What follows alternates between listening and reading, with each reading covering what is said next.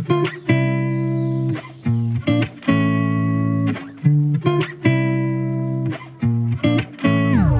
為我係成日我係 Chelsea，早晨。嚟到我哋第二日嘅行程啦，咁而家咧係幾多點咧？而家都好早啊，大概1點半。間房咧，張床咧勁好瞓，唔知點解係好瞓得好緊要。係有魔力嘅嗰張床，係同埋因為我哋尋日就 hea 下 hea 下，又搞到2點幾，又睇下戲，飲下酒，食宵夜。咁所以今日就瞓晏少少，叉足電先至出街玩。好，咁我哋咧而家咧就嚟到咧近住市政府站同埋呢一個永春站嘅中間。咁咧我哋今日咧就會去呢個叫富邦美術館嘅，咁一個私營美術館，同埋都係比較新少少。咁但係我哋而家咧就去之前喺附近咧就食少少嘢先，因為我哋咧仲未食早餐。咁咧小姐又揀咗一間嘅 coffee shop 嘅，咁咧朝早就其實台灣有好多唔同嘅 coffee shop 都係幾正下嘅，咁所以咧我哋而家咧就喺附近揀咗一間啦。咁我哋而家就行，因為今日星期五咧，其實都比較清靜少少，同埋我都未去過呢邊。我哋喺附近啦，跟住咧等馬路等咗一段時間。係啊，等咗好耐都未有，跟住原來咧係要撳咧佢先會變綠燈。安全起見都係有啲似咧，平時之前去日本咧，你架車咧要擺喺一個咧 sensor 嘅嗰個位咧，佢先會變綠燈。皮炮係啊，嗰次我哋又係等咗好耐，原來台灣都要咁樣，不過唔係揸車就冇乜所謂啦。呢度係有啲學校啦，跟住係附近有啲 office 為主咁樣嘅，都幾寧靜。同埋咧好多咧係有關農業嘅一啲學校啊，佢都係我完全冇嚟過呢一個區。哇！呢度其實都有好多間唔同嘅 coffee shop。都可以，同埋有啲早餐店啦。哇！呢啲應該翻工前買應該好好食嘅會。好。百科雲集。百科雲集就唔使啦，香港都有嘅。我頭先咧沿住咧百科雲集嗰個位一轉入嚟咧，跟住就嚟到我哋想去嘅呢一間 cafe 啦，就叫 Outro Cafe。哇！星期五咁多人嘅都近乎滿晒人，我都入去坐先。好，我哋啱啱咧就食完啦，就係喺呢個叫 Outro 啊，應該係咪咧？唔知點讀啊個名，係，但係我哋寫翻個名啊。但佢呢個好得意，佢係咧coffee shop 再加 gallery 嘅 combination 嚟嘅。咁咧上面嗰層咧就係食嘢嘅地方啦 cafe 啦，跟住之後咧下面咧就有 gallery， 同埋有啲角落咧佢都有啲 gallery 嘅產品或者係藝術品咧係可以買走嘅，係呢個幾有趣。咁咧我哋咧入去嘅時候咧就啱啱好咧係 lunch set 嘅尾水啊，咁佢係12點至到2點咧有 lunch set， 咁咧夜晚咧就會係6點至到10點啊，係咪我印象中？咁佢有2個嘅 menu 咁樣咯。咁但係如果你係中間段時段嚟嘅話，咁就要叫散叫啦。咁佢都有唔同嘅咖啡可以飲嘅。咁我哋每人咧就嗌咗一個 lunch set， 同埋每人飲咗一杯咖啡啦。我咧就嗌咗個炸雞飯嘅 set， 小姐就嗌咗一個三文魚飯嘅 set 啦。哇，好滿足，因為咧佢唔係淨係得呢個主菜嘅，佢仲有其他嗰啲嘅配菜都係好好食。因為我本身就唔係一個好中意食配菜嘅人，但係我都覺得咧係幾唔錯，幾好食。同埋咧，佢其實 lunch set 咧大部分咧都係飯為主嘅，跟住佢係有主菜係一個餸啦，再加飯，之後嗰啲配菜咧其實基本上咧都真係蔬菜類啊，或者係佢按季節性去準備為主，咁就基本上都係啲冷盤嚟嘅，咁就幾開胃，同埋酸酸甜甜。嘢食咧其實真係幾唔錯，我個炸雞咧同琴日個炸雞就勁唔同啦，因為一咬落去嗰下咧，嗰啲油就逼晒出嚟咁樣嘅，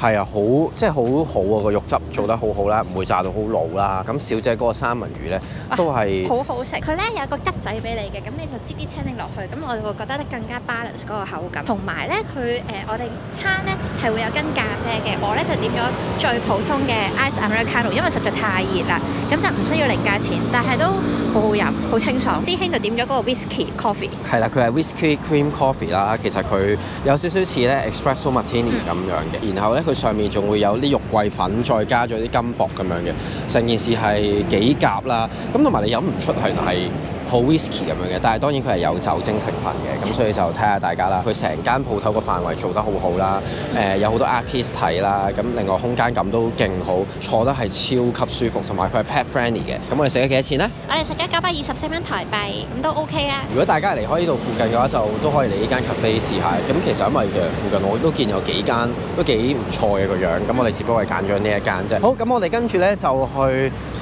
隔離咧就有呢個富邦美術館。咁我哋咧今日主要嚟呢邊咧都係想去呢個美術館啫。佢有2個展嘅，一個就係佢個開幕展啦，另外一個咧就係佢個梵高展。咁開幕展咧今日係9月20號，咁係至到9月20幾號左右，咁就完㗎啦。咁但係梵高個展咧就去到11月嘅，咁我哋去睇下。我哋行咗咧幾分鐘就到我哋今日嘅目的地，就係呢個富邦美術館，但係冇諗過咧原來係要排隊入場。哇！我未試過入呢個美術館係要排隊。不過好得意咧，佢咧呢度有個 sculpture 啦，跟住出邊咧呢度咧有一棟嘢咧，我頭先睇究竟係咩嚟嘅，勁靚啦呢個位。原來佢係一棟豪宅嚟嘅。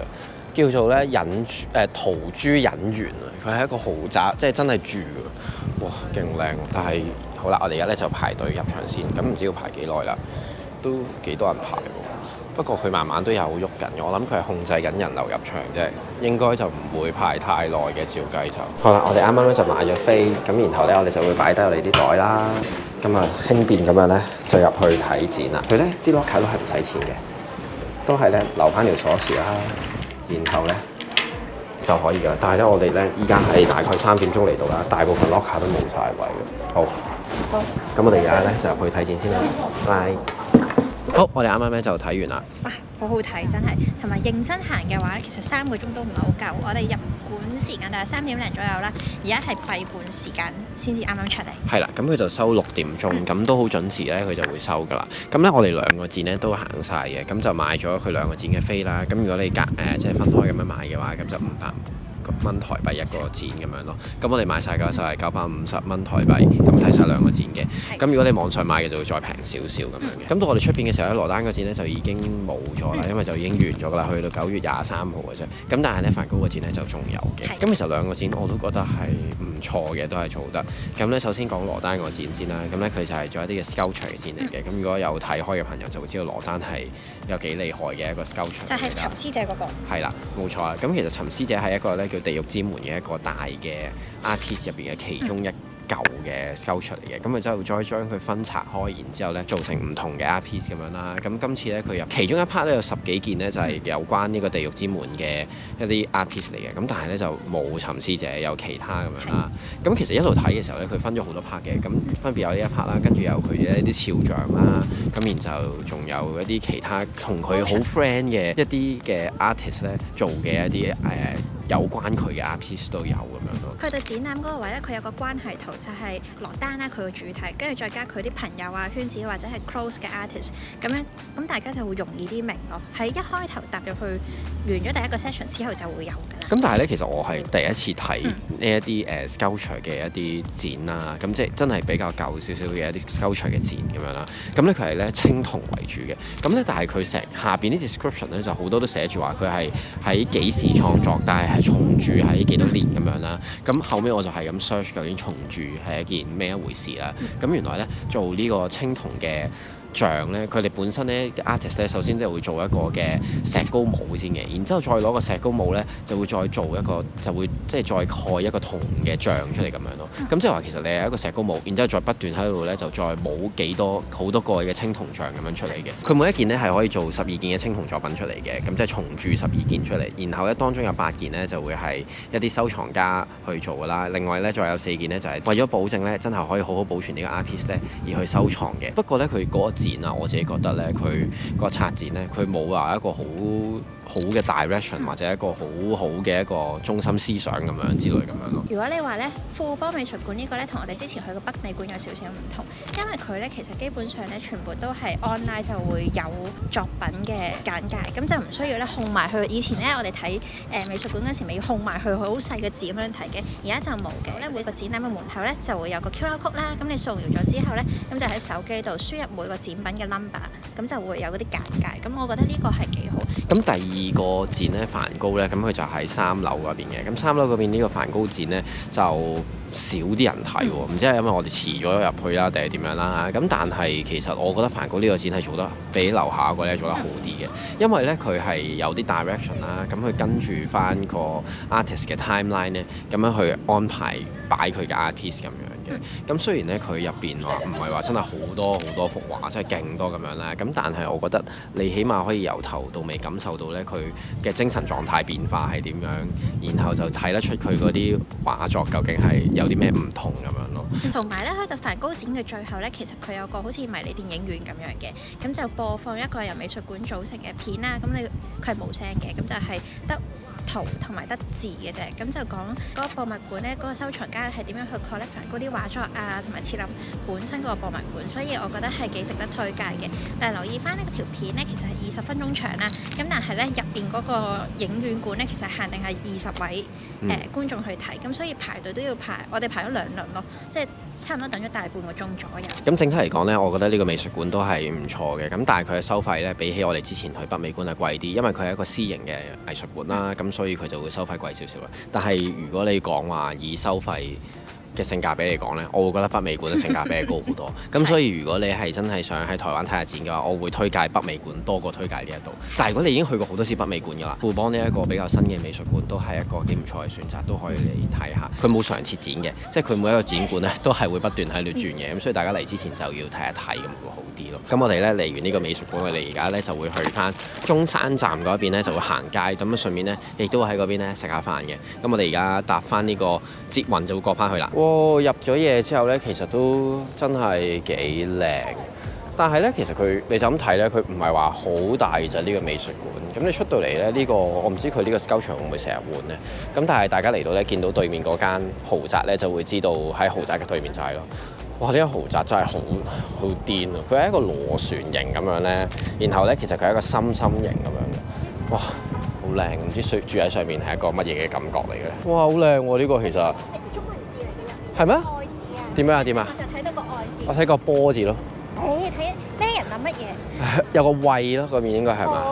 愛係我對你嘅愛，係我為咗同你講，所以先至擺呢個喺度嘅。嚇！搞笑啊！好，咁我哋就過去中山站嗰邊啦，因為呢度應該我諗搭捷運係最快嘅，應該就我再望下咩料先。好啦，我哋啱啱咧就喺象山站嗰邊咧就搭呢個捷運啦，咁啊沿松式線咧搭到過嚟中山站呢一邊啦。咁嚟中山站咧係好繁忙。係啦，變咗好似銅鑼灣旺角咁樣。因為頭先我哋去嗰個 area 咧，其實係好多一啲 office 嘅，好多啲銀行嘅總行啊，嗰啲 office 喺晒嗰邊咁樣啦，就好靜。咁但係嚟到呢度就好繁忙，好嘈。好啦，咁我哋而家咧就去誠品行下先，因為喺中山呢邊咧都係為咗行下街啊，睇下啲特色嘅鋪頭啊咁樣嘅啫。咁跟住喺邊度食飯咧，我哋係完全未諗嘅。好啦，我哋又嚟到小姐最中意嘅牌子啦，噔噔。係啦，今次佢係嚟要換嘢定唔知乜嘢，我唔知要做咩啦。但係每次我哋嚟台灣都會嚟呢個位咯。有興趣買嘅話咧，都可以咧問下小姐啊，都係咧我哋係通常網上面訂為主嘅。跟住就寄過嚟香港咁樣，價錢係一樣嘅。同埋其實我每一季咧都會買2-3對左右，咁就係替換。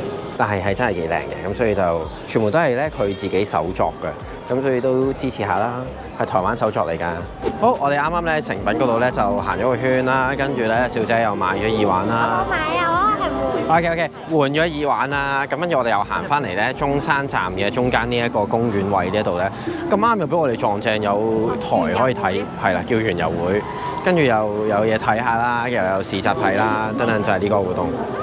佢咧係每逢星期5、6日都有啲活動咁樣，佢今次呢個又係星期5、6日又有咁樣咯。我哋以為有啲大燈籠睇下添。啱啱咧我買咗嘢喺一間叫 Wanda 嘅鋪頭買嘢，咁其實咧佢係一間select shop嚟嘅，咁同埋咧佢係有好多古着賣啦，咁可以睇翻佢哋 IG 啦。佢哋唔係得一間鋪頭嘅，有其實幾間鋪頭同埋 online shop 嘅。咁咧我就買咗咧2條手鏈，咁呢個係佢哋一個寄賣嘅手作牌子嚟嘅啫，都係買咗唔係好貴，800幾台幣一條左右咁樣，咁都幾 OK。而家喺附近咧行下睇下有冇其他嘢行先，咁跟住咧就去飲杯酒啦，因為咧而家差唔多9點鐘。好，我哋咧喺附近咧揀咗一間嘅鋪頭咧，就係食呢個居酒屋嘅呢個 Hanabi。不過佢個氣氛好似唔係好居酒屋咁樣嘅。睇下有冇位，佢都好似好平。好似好優雅入邊，即係唔係好咧好 raw 嗰種居酒屋。不過可惜啊，頭先嗰間 Hanabi 咧，佢完全冇位。佢話咧，如果冇 book 嘅話就冇位啦。咁所以我哋而家咧就選擇都係翻去酒店附近嗰度食，因為我哋酒店附近咧多少少其他唔同嘅嘢食。因為呢度咧好多時赤峰街都係一啲嘅 cafe 係靚 cafe 為主，咁所以咧係而家閂晒門嘅啦。咁而家我哋咧就搭捷運咁啊翻去酒店擺低呢個袋，跟住睇睇有咩食先。哦，我哋啱啱咧休息咗一陣，然後咧換咗件衫，因為咧今日實在出太多汗啦。同埋好熱啊！今日我冇諗下咧，9月嘅台灣原來都係咁熱，同埋今日就好好啦，好太陽，所以就我哋沖咗個涼，跟住就去食嘢。係啦，咁我哋咧今晚就想食呢個居酒屋啦，就 raw 少少嗰啲。咁我哋就揀翻咧喺敦化附近，即係喺復興同埋敦化中間嘅嗰啲位置嘅。咁嗰邊咧其實除咗好多巴之外咧，都好多居酒屋。咁我哋上次其實都 mark 咗好幾間，即係我哋上次嚟台灣嘅時候有 mark 咗嘅。咁但係就冇食到啦。咁今次我哋而家就慢慢行過去，咁就行去大概10分鐘至15分鐘左右咁樣啫。哇！呢邊真係幾熱鬧。但係呢度好黑。係啦，我哋轉咗去條巷仔度比較黑少少，同埋咧有少少似我哋琴日咧去巴噴咧揾位一樣。哦。都係咁樣。咁但係夜晚咧行台灣嘅路就要小心啲，因為你始終咧啲車好多啦，同埋啲路咧啲側邊啲路就比較窄少少，行翻綠色咧行人路咧就比較安全啲。不過有陣時啲車唔夠位都會轉入嚟，所以就小心啲行。哦，再行前少少，呢度有幾間唔同嘅嘢食啦。哇，個門面都好靚，但係我哋今日咧係想食呢間叫做大川舞。比較 raw 少少嘅一間居酒屋嚟嘅，咁但係咧其實佢都幾高分，有幾多分啊？4.9分。係4.9分，係勁到 review，但係都4.9分，就喺呢度啦。噔噔，好，應該就有位啦。我眼見嘅話，好，我哋而家入去食。你要唔要影張相喺呢度？咁樣，同呢個咁樣嘅嘢。好，我哋入去食啦。嘟嘟，啱啱咧食完啦，就係呢個大川舞，係啦。超 raw，好抵食。勁喎！食咗1600幾蚊台幣，哇，係1600幾蚊台幣喎，黐線，真係好平喎。咁樣我哋咧叫咗唔係話好多嘢食啫，因為其實佢都餐牌其實都真係幾鬼多嘢食嘅。我哋嗌咗幾樣咧，6至7樣左右，好似係有呢個炸豆腐啦，有嗌咗串燒啦，同埋有嗌呢啲份份嘅小食嘅。咁但係留意翻咧，串燒就好明顯，你知道個份量係幾多就一串啦。咁但係份量嗰啲一份一份咁樣嗌嗰啲，係冇想象到咁大份。咁我哋叫咗咧就叫咗個雞心啦，跟住又叫到一個炒高麗菜係咪啊？唔係嘅，嗰個係豬肉炒水蓮。水蓮咧，我懷疑係台灣啲特色嘅嘢，因為我喺街市咧買餸咁我都冇見過，係幾好食嘅。佢好爽口啦，同埋同個豬肉好夾。跟住我覺得最好食就係嗰個玉子燒，個明太子玉子燒真係不得了。係冇 expect 過嘅咁好食。咁其實每次去居酒我哋都會叫呢啲玉子燒嚟食嘅，因為都可以睇到嗰間嘢究竟好唔好食啦。咁呢間嘅玉子燒其實都幾好食嘅，即係當然佢唔係話勁爆高水準嗰啲，但係我覺得係幾唔錯啦，都係 OK 嘅。咁跟住就嗌咗一個炸嘅雞軟骨啦，咁但係唔係話好高水準啫，我覺得。咁但係都係可以接受嘅。仲有一個炸豆腐啦，炸豆腐都幾唔錯啦。咁但係炸豆腐同埋呢個炸雞軟骨咧，個份量都好鬼大份，真係。好大份。咁其實我哋就食咗一 round 嘅啫，咁然後每人飲咗一杯啤酒啦，啤酒講緊3杯係150蚊台幣一杯，黐線真係勁平咯。咁你話呢一間鋪頭佢係咪好高級嘅嘢食咧？佢唔係嘅，佢真係一啲好 raw 嘅嘢食嚟嘅。咁所以如果大家想食一啲比較 raw 嘅串燒嘅話咧，我就會覺得係可以嚟啦。但係如果你話要好靚嘅地方嘅話咧，呢間就唔係好啱你啦。因為咧平時食飯嘅話咧，我係會 expect 一日貴啲，一日食平啲，咁可以 balance 翻個數。咁我覺得唔錯啊，咁1600幾台幣，哇，其實好平，老實講，黐線。好，咁呢個咧就我哋第2日嘅行程嚟啦。咁啊，今日咧就去咗行街，跟住又去咗美術館啦，咁啊都係食咗嘢啦。咁今日食嗰間 cafe 都真係幾推介，有興趣都可以去下。咁個美術館嘅話咧就偏貴少少啦。如果大家想嚟體驗一下美術館嘅話，我覺得去翻呢個北美館咧就會比較抵啲，同埋多嘢少少睇嘅。咁但係呢個新嘅美術館我都覺得不妨嚟睇下都唔錯。提翻大家，我哋今日睇嘅2個展咧，其中一個咧就已經係會完結㗎啦。咁所以嚟到咧就未必係睇嗰個展。不過梵高咧係去到11月嘅。好，咁聽日咧我哋就會去嘗試一啲咧我哋真係冇做過嘅嘢。因為上次我哋嚟台灣諗住去宜蘭㗎嘛，咁啊去唔到啦，因為我唔舒服。今次我哋都會補翻去，但係我哋今次咧就唔會搭高鐵去啦。我哋今次咧有另一個方法去嘅。就係咧 book 咗 KK 咧嘅包車服務，咁就去宜蘭1日遊。咁如果想知我哋聽日嘅行程係點，就記得睇片啦。好，咁呢條片咧就嚟到呢度啦。中意條片記得 like 同埋 share 條片，未訂閱我哋頻道嘅 subscribe 我哋，要 like 埋我哋 Facebook 同埋 Instagram。咁我哋下條片再見，拜拜。